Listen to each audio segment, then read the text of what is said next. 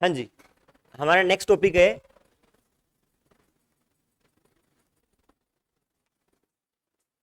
Chapter 8, electro magnetic waves. Electromagnetic waves, ठीक। आपका chapter number 1 से लेके 8 तक सारे सीक्वेंस में है। और उस सीक्वेंस का ये उस सीरीज का लास्ट चैप्टर है। उसके बाद आपका नई सीरीज शुरू होगी जो आपस में इंडिपेंडेंट रहेंगे चैप्टर्स, उसका आपस का लिंकेज नहीं रहेगा। तो यहाँ पे बहुत पहले चैप्टर में हमने डिस्कस किया कि एक स्टैटिक चार्ज के कारण इलेक्ट्रिक फील्ड आता है ना। स्टैटिक चार्ज के कारण इलेक्ट्रिक फील्ड आता है।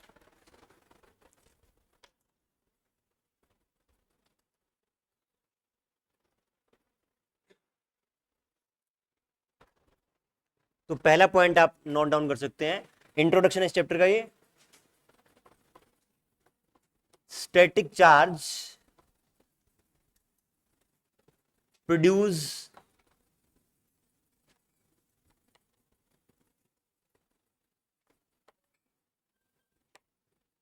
Electric field. उसके बाद चैप्टर नंबर 4 में हमने देखा मूविंग चार्ज या फिर करंट क्या प्रोड्यूस करता है। हाँ जी, मैग्नेटिक फील्ड।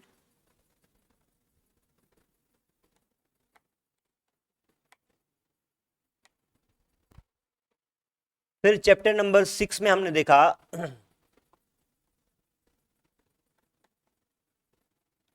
टाइम वेराइंग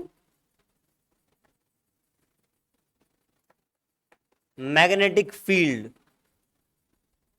क्या प्रोड्यूस करता है। हाँ जी,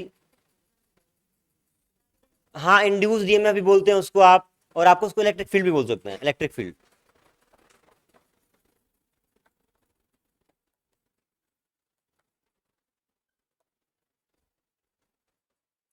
जैसे आपने यहां पे कहा था, इस चैप्टर का जो छठे का इंट्रोडक्शन था वैसे था कि अगर एक moving charge magnetic field produce करता है तो एक मूविंग मैग्नेट आपका करंट प्रोड्यूस कर सकता है क्या। ध्यान आपको, वो सिमेट्री थी कि मूविंग चार्ज अगर मैग्नेटिक फील्ड प्रोड्यूस करता है तो क्या मूविंग मैग्नेट आपका करंट प्रोड्यूस कर सकता है क्या। अब हम जो यहां पे लिखा है उसी का लेते हैं क्या। जैसे time varying magnetic field produce electric field, तो क्या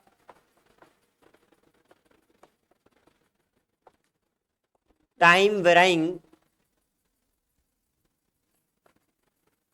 electric field produces magnetic field. ये हमारा सवाल भी है और जवाब भी है कि हाँ, टाइम वेराइंग इलेक्ट्रिक फील्ड आपका मैग्नेटिक फील्ड प्रोड्यूस करता है। पहले सवाल है, इसका जवाब है कि हाँ ये करता है प्रोड्यूस। तो ये 4 बेसिक स्टेप हैं। ये 8 चैप्टर का बेसिकली बहुत एक कहें आपकी बेसिक प्रीमाइसेस है, ठीक है। तो अब इससे रिलेटेड आपका एक टॉपिक आता है, पहला टॉपिक जो चैप्टर का है वो है डिस्प्लेसमेंट करंट। डिस्प्लेसमेंट करंट ये नोट डाउन कर लें एक बार।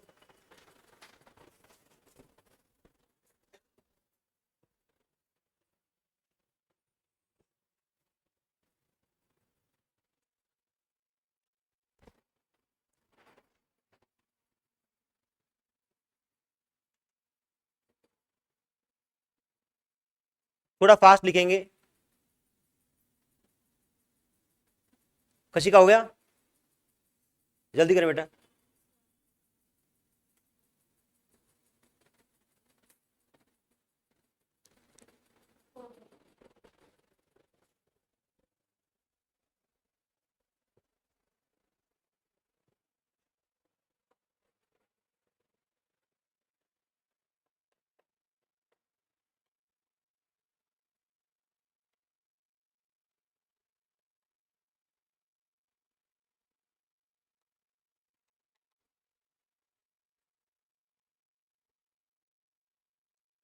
एक एक्सपेरिमेंट करेंगे इसके लिए, वर्चुअल एक्सपेरिमेंट। आपका एक कैपेसिटर है, ये आपका करंट आ रहा है, कोई तो सोर्स है जो करंट प्रोड्यूस कर रहा है ना, जो यहां पे चार्ज डिपॉजिट करेगा। इस तरीके से आपका एक करंट फ्लो कर रहा है। आप ये बताएं, इस पॉइंट P पर अगर मैं ये मान लूं कि ये कैपेसिटर जो है उसका डिस्टेंस बहुत कम है, D इज वेरी स्मॉल, आप ये बताएं क्या इस I के कारण यहां पे मैग्नेटिक फील्ड बनेगा? हाँ जी, बनेगा क्या? यहां पे एक एलिमेंट ले लें DL, यहां पे एक R ले लें, DL cross R, magnetic field इस एलिमेंट के कारण बाहर की तरफ होगा।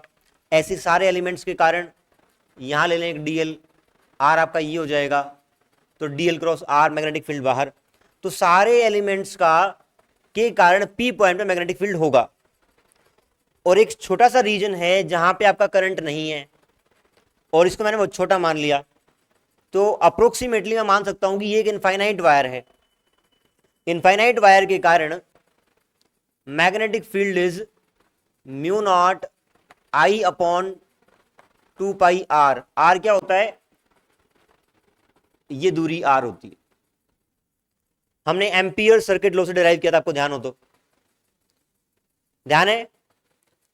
आपने एक करंट कैरिंग वायर थी, उसके अराउंड एक लूप माना था, और आप वहां पे B डॉट DL किया था। B DL आपका सेम लाइन में आ गया था, B DL B 2πr equal to mu naught I करके आपका ये आया था, B equal to mu naught I upon 2πr। ठीक है, ये तो मैंने B निकाला, B at point P by using Biot Savart law. ठीक है,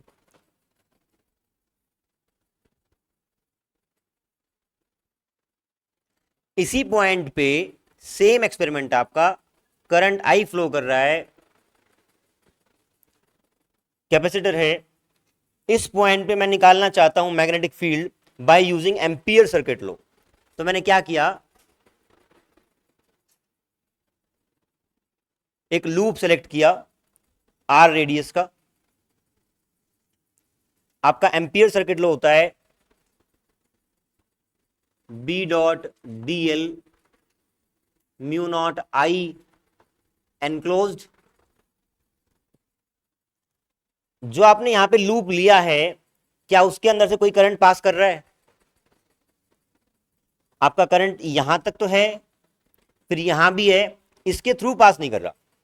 हमने जब एम्पियर सर्किट लॉ किया था तो उस लूप के थ्रू करंट पास कर रहे थे बहुत सारे, यहां पे करंट नहीं है, तो करंट नहीं है तो आपका B क्या हो गया? 0 हो गया। जब हम एम्पियर सर्किट लॉ लगाते हैं,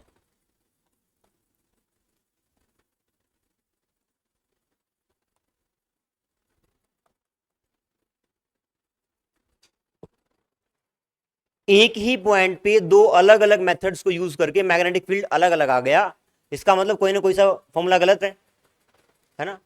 यहां पे जो अभी तक हमने एम्पियर सर्किट लॉ पढ़ा वो कुछ केसेस में ठीक है, यहां पे हमें एम्पियर सर्किट लॉ को मॉडिफाई करना पड़ेगा, क्योंकि एक यहां पे एनोमली आ गई कि दोनों अलग अलग मेथड्स को यूज करके मैग्नेटिक फील्ड यहां पे अलग अलग आ रहा है। ठीक है, तो इसको हमें मॉडिफाई करना है, मॉडिफाई कैसे करेंगे वो देखते हैं।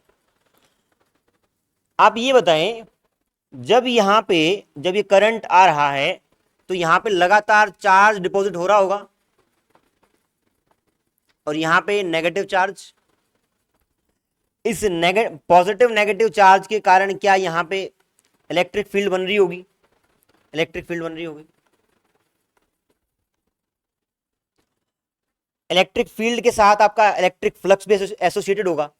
ठीक है, इलेक्ट्रिक फ्लक्स भी है। अब इलेक्ट्रिक फ्लक्स भी है आपका, टाइम के साथ क्या ये चार्ज जो यहां पे जमा हो रहा है वो बढ़ रहा है क्या?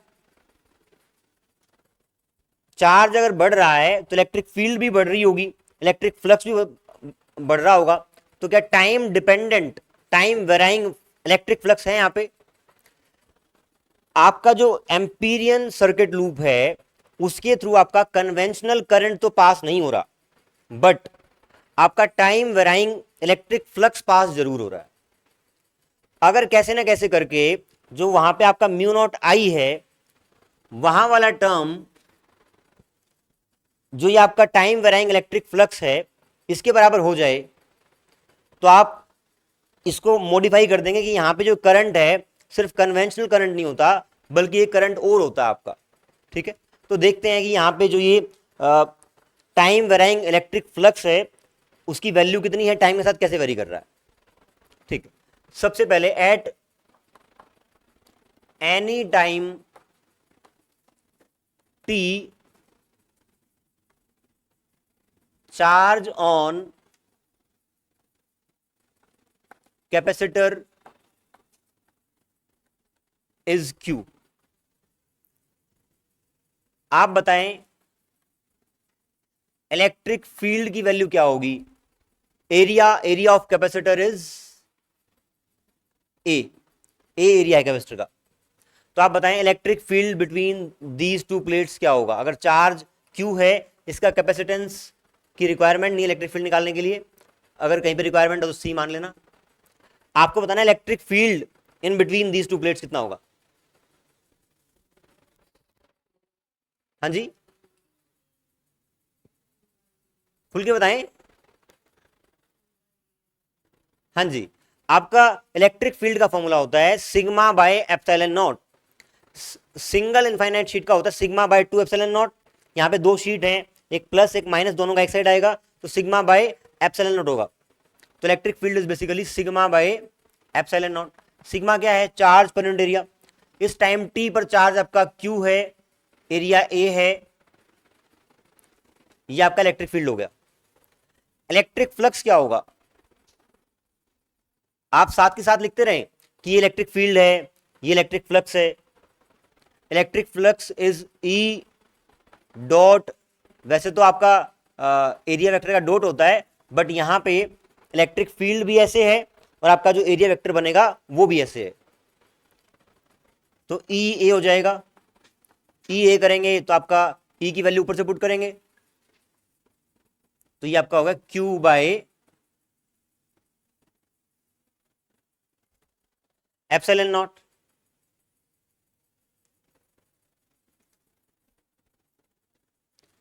ये आपकी इलेक्ट्रिक फील्ड है, ये इलेक्ट्रिक फ्लक्स है। अब मैं लिख रहा हूं rate of change of electric flux with respect to time, d phi e by d t. इसको आप सिंप्लीफाई करेंगे तो ये हो जाएगा d q by d t 1 by epsilon naught. ठीक है, अब यहां पे देखें जो आपका चार्ज डिपोजिशन है d q by d t, क्या वो आई के बराबर होगा। जितना चार्ज इस पर डिपॉजिट हो रहा है उतना ही तो फ्लो हो रहा होगा। तो D q by d T, यहां पे D q by d T is I. हल्का सा मॉडिफिकेशन कर लें, ये जो आई है इसको मैंने आई सी लिख दिया। आई सी का मतलब है कन्वेंशनल करंट।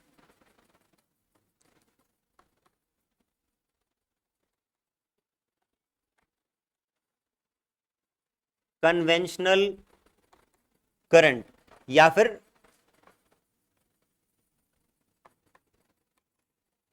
Conduction current.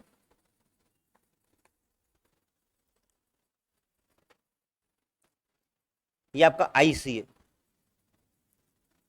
वहां पे यूज कर लें इसको। D phi e by d t equal to 1 by epsilon naught into i c. इस ई नॉट एप्सिलॉन नॉट को इस साइड ले आए तो आपका I c becomes epsilon not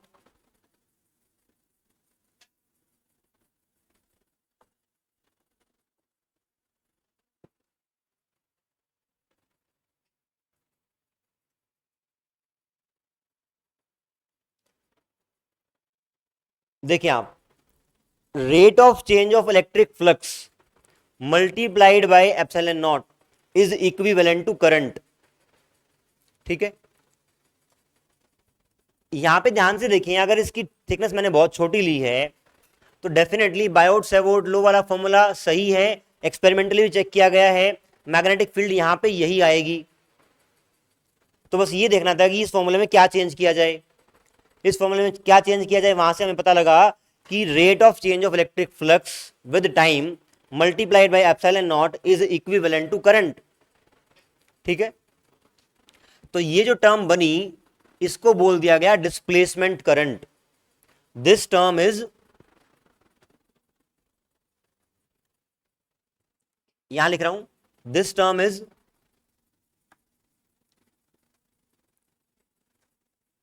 displacement current I d e naught d phi e by d T.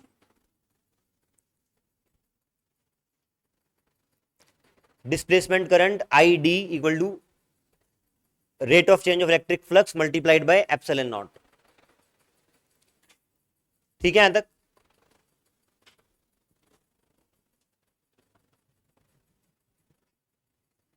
हाँ जी बच्चे, कंडक्शन करंट आपका कन्वेंशनल करंट है, जब आपके इलेक्ट्रॉन्स फ्लो कर रहे हैं उसको आप बोलते हैं कंडक्शन करंट या कन्वेंशनल करंट, है ना। और जब किसी रीजन से हमने देखा इस रीजन से कोई आपका कन्वेंशनल करंट तो नहीं फ्लो कर रहा, बट वहां पे हमने कहा कि कन्वेंशनल करंट फ्लो नहीं कर रहा बट डिस्प्लेसमेंट करंट फ्लो कर रहा है। और डिस्प्लेसमेंट करंट की वैल्यू क्या है? Epsilon naught d phi e by d t. ठीक है,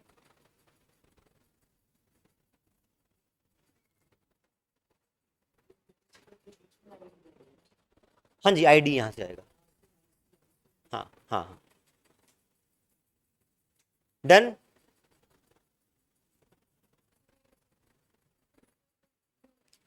हाँ, आप थोड़ा सा रफ में लिख लिया करें बेटा, ताकि फास्ट लिख पाए, घर पे जाकर रिवीजन भी हो जाएगा और मेरा भी टाइम बच जाएगा।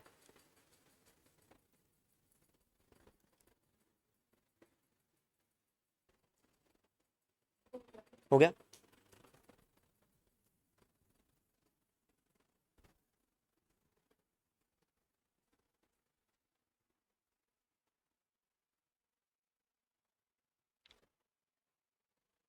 लिख लें आप एक बार। डिस्प्लेसमेंट कन्वेंशनल करंट या conduction current is due to flow of electrons, due to flow of electrons, and displacement current id is defined,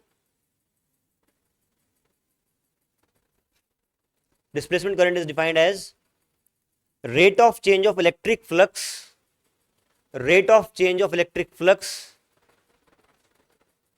multiplied by epsilon naught, multiplied by epsilon naught।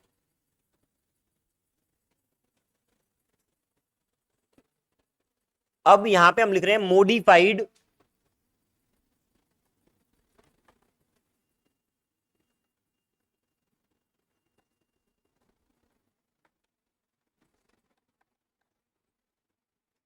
Modified ampere circuit लो।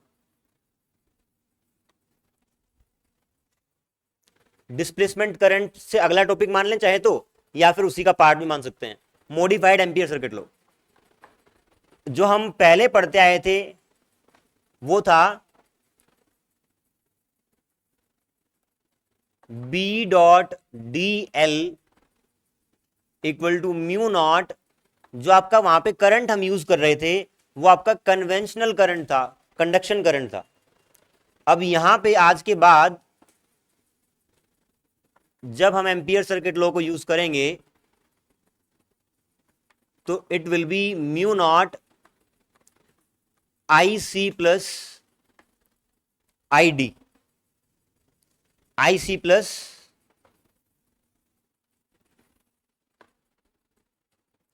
जहां पे IC आपका conventional current है और ID आपका displacement current है, और ID की value है epsilon naught d phi e bye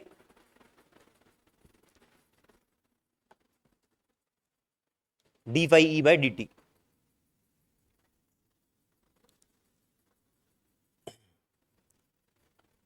अब स्टार्टिंग वाले पॉइंट पे वापस आए कि यहां पे एम्पियर सर्किट लो लगा के मैग्नेटिक फील्ड नहीं निकाल पा रहे थे, अब निकाल पाएंगे। क्यों निकाल पाएंगे? क्योंकि यहां पे ID डिस्प्लेसमेंट करंट आपका IC के बराबर आ रहा है, किसी केस में नहीं भी आ सकता। डिस्प्लेसमेंट करंट आपका ये है, displacement current is defined as rate of change of electric flux multiplied by epsilon naught, ये ID है। जब यहां पे आप एम्पियर सर्किट लो लगाएंगे तो इस लूप के थ्रू कोई कन्वेंशनल करंट पास नहीं कर रहा, तो IC 0 है, but ID is there, ID is there. तो आप लगाएंगे B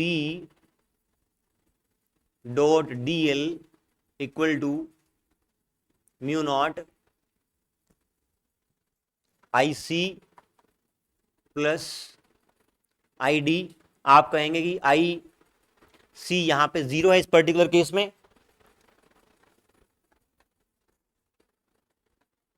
बट आपका ID I ही है। ब्रैकेट में ये बहुत ध्यान से लिख लेंगे, क्या IC तो 0 है इस केस में, क्योंकि कोई conventional current is not passing through this wire, तो ये आपका बन जाएगा म्यू नॉट ID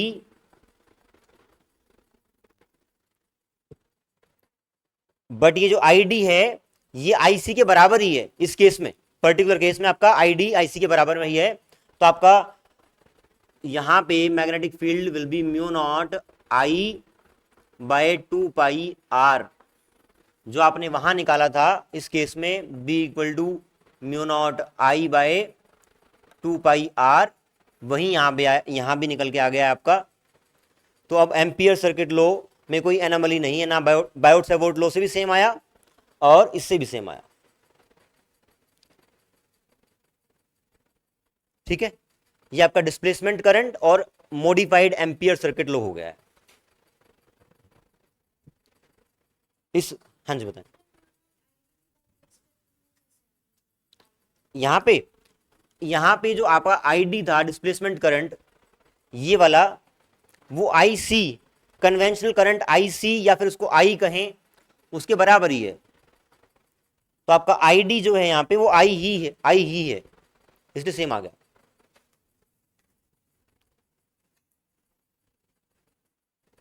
ठीक है, देखो स्टार्टिंग इस पूरे चैप्टर 1 से लेके चैप्टर 8 तक का जब हम ऐसे ही इकट्ठा करते हैं इसको, तो इलेक्ट्रिसिटी और मैग्नेटिज्म दो चीजें हैं जो आपकी इंटरलिंक्ड है। ये अलग अलग टाइम पे अलग अलग लोगों ने डिस्कवर करी। लास्ट में इनको जो क्लाइमैक्स आता है वो होता है मैक्सवेल इक्वेशंस। मतलब अलग अलग लोगों ने काम किया, कुलम्ब ने किया स्टार्टिंग में, है ना, कुलम्ब लो के बाद गोज लो आता है, गोज लो के बाद बायोट सेवर्ट लो आता है, ओरेस्टेड ने बताया कि साथ में जुड़े हुए हैं, फिर आपका एम्पियर सर्किट लो आता है, ठीक है, फिर फेराडे लो आता है, लेंज लो आता है। इतने सारे लोगों ने इलेक्ट्रिसिटी मैग्नेटिज्म पे अलग अलग काम किया, पर ये आपस में जुड़ी क्या हुई हैं, इन इसको एक्सप्लेन करने के लिए मैक्सवेल नाम के साइंटिस्ट ने 4 बहुत बेसिक इक्वेशंस दी। उन चारों में ये अलग क्रक्स है कि ये चारों दोनों चीज जुड़ी हुई हैं आपस में। जो मैंने 4 पॉइंट शुरू में लिखे वैसा वैसा वो 4 इक्वेशंस बनाता है। मतलब काम बहुत लोगों ने किया, बट उनको समराइज करके 4 इक्वेशंस में रखना वो मैक्सवेल ने किया। ये हिस्ट्री में बार बार हुआ है कि बहुत लोग मेहनत करते हैं, बट आखिरी में जो उनकी मेहनत को एनालाइज करके कोई रिजल्ट निकालता है उसका नाम होता है। ऐसे एक बड़ा नाम शायद मैंने पहले भी एग्जांपल दिया हो, टाइको ब्राहे का दिया था, नहीं दिया, दिया था। केपलर लो जैसे आपके आए हैं, केपलर टाइको ब्राहे का असिस्टेंट था, और टाइको ब्राहे ने क्या किया था, पूरा लाइफ टाइम लगा दिया स्टार्स को मैपिंग करने के लिए। इस टाइम पे यहाँ पे स्टार होता है, जनवरी में यहाँ पे होता है, शिफ्ट होता है, पूरा मैपिंग किया पूरे जीवन भर। बट उस इतने डेटा से वो कुछ कंक्लूड नहीं कर पाया। तो साइंटिस्ट, अब ये जो केपलर है उनका असिस्टेंट, उसने उस डेटा को कहीं से निकाल लिया, चुरा लिया, जो भी था, और उसको एनालाइज किया। 3 लो दिए केपलर के, और वो हम आज पढ़ रहे हैं। तो सिमिलरली मैक्सवेल भी जो 4 इक्वेशंस देते हैं वो ऑलरेडी एग्जिस्ट करती हैं किसी न किसी फॉर्म में, उनको एक नए तरीके से प्रेजेंट करना और बोलना कि ये चारों बेस हैं इलेक्ट्रिसिटी एंड मैग्नेटिज्म का। तो next topic is Maxwell equations. ये नोट कर लिया?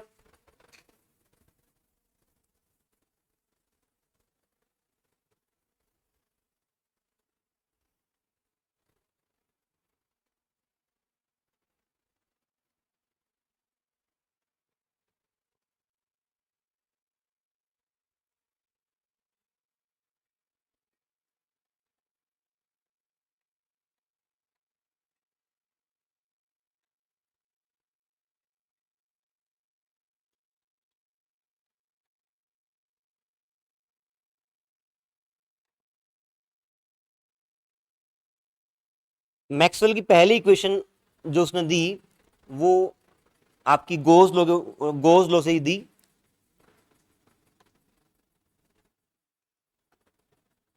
Goes low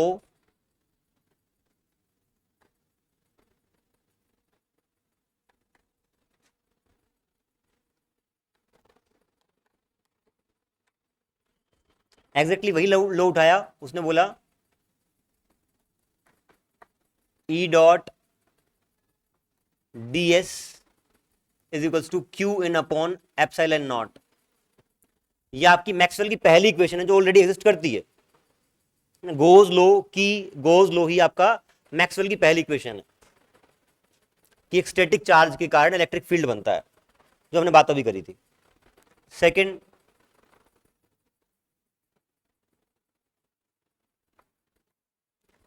goes low for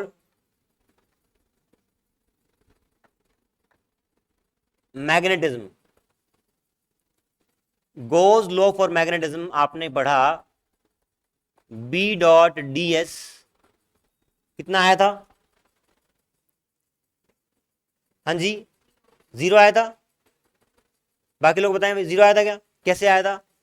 Y 0 याद नहीं है? पता है बेटा?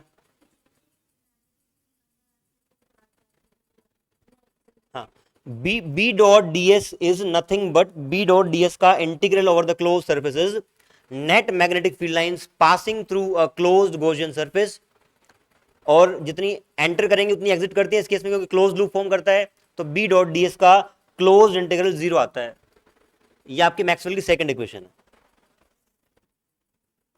थर्ड, फैराडे लॉ को ही उसने हल्का सा मैनिपुलेट किया।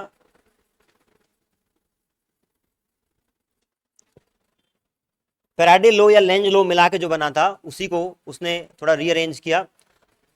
आप बताएं, उसने बोला था इंड्यूस्ड ईएमएफ, या उसको मैं अगर डीवी पोटेंशियल डिफरेंस बोल दूं तो it was minus d phi b by d t, rate of change of magnetic flux with respect to time is induced EMF. क्या मैं इस डीवी को लिख सकता हूं ई डॉट डीएल? हाँ जी, ई डॉट डीएल।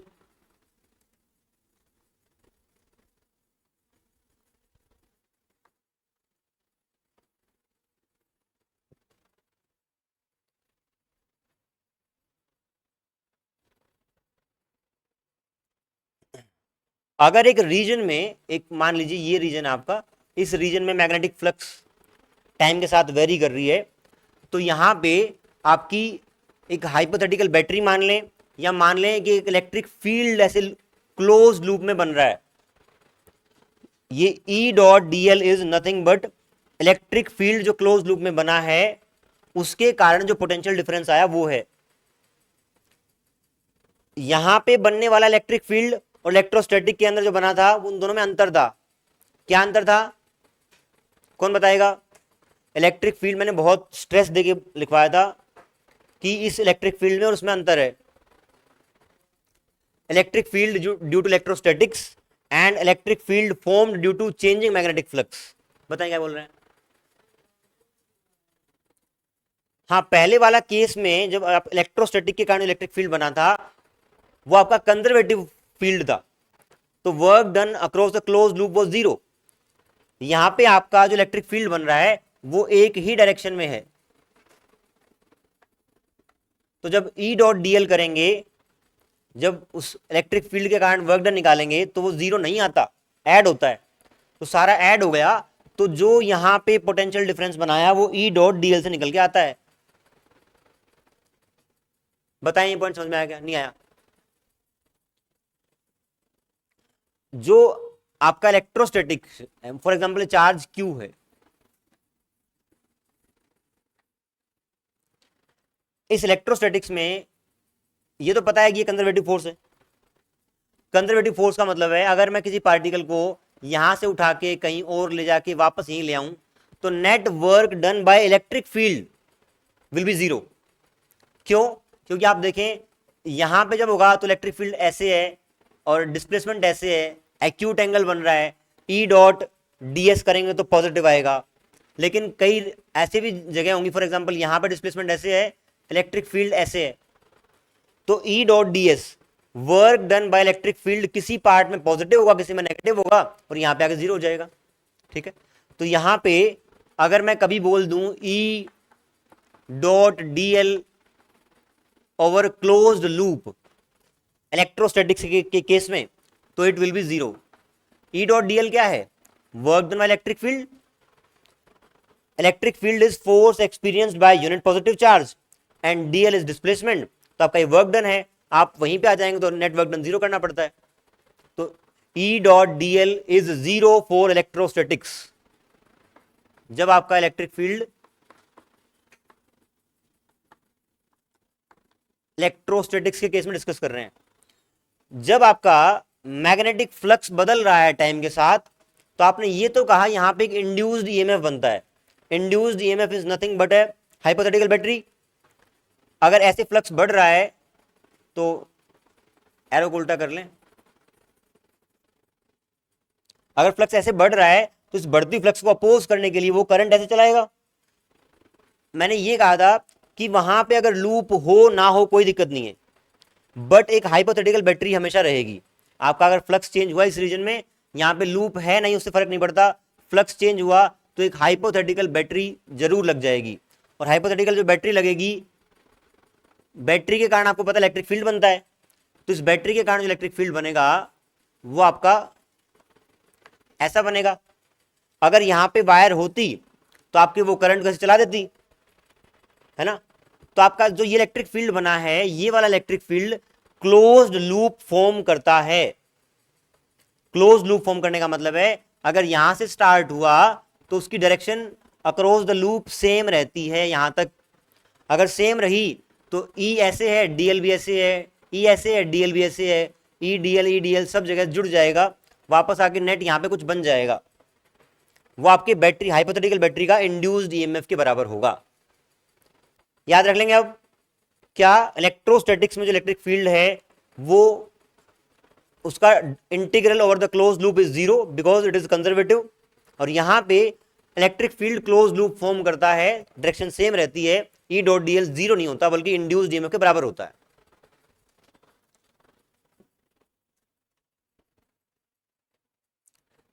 इलेक्ट्रोस्टैटिक्स में ये होता है और यहां पे ये होता है, दोनों एक्सप्रेशन अलग अलग है।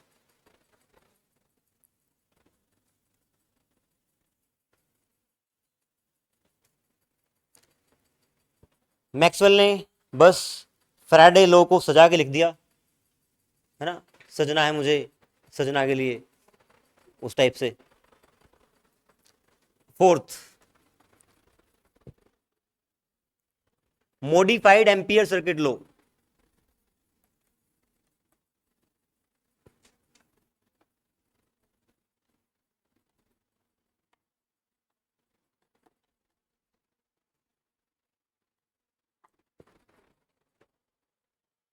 मॉडिफाइड एम्पियर सर्किट लॉ में क्या करेंगे हम,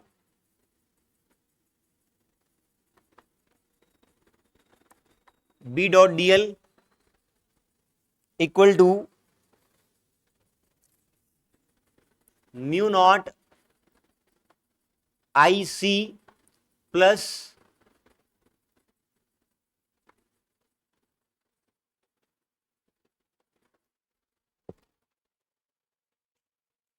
बताएं ठीक लिखा है क्या? ये आपका कन्वेंशनल करंट है, ये तो पहले होता ही था, साथ में डिस्प्लेसमेंट करंट ऐड कर दिया गया है।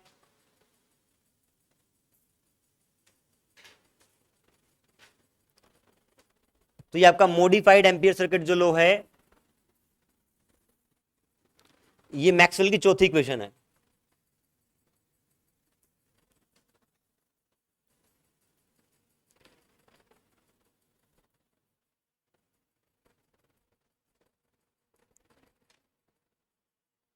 ये एक्सप्रेशन ने आपको अंदाजा दिया कि चेंजिंग मैग्नेटिक फ्लक्स, सुनेंगे ध्यान से, changing magnetic flux is producing electric field, time varying magnetic field is producing electric field. लिख लें बेशक यहां पे कि this expression gives us idea that time varying magnetic field, अगर d phi b by d t है तो आपका इलेक्ट्रिक फील्ड बनेगा। Time varying magnetic field produces electric field, और यहीं पे ब्रैकेट में लिख लें this electric field is different from the field due to electrostatics. This field is different from the field due to electrostatics. और यहां पे देखें, अगर टाइम वेराइंग आपका कन्वेंशनल करंट के कारण, देखें एक बार, कन्वेंशनल करंट के कारण तो मैग्नेटिक फील्ड बन ही रहा था, आपका करंट फ्लो कर रहा था तो मैग्नेटिक फील्ड बन ही रहा था, लेकिन टाइम वेराइंग इलेक्ट्रिक फील्ड के कारण भी मैग्नेटिक फील्ड बन रहा है। Time varying electric field producing magnetic field. This equation gives us idea that time varying electric field also produces magnetic field।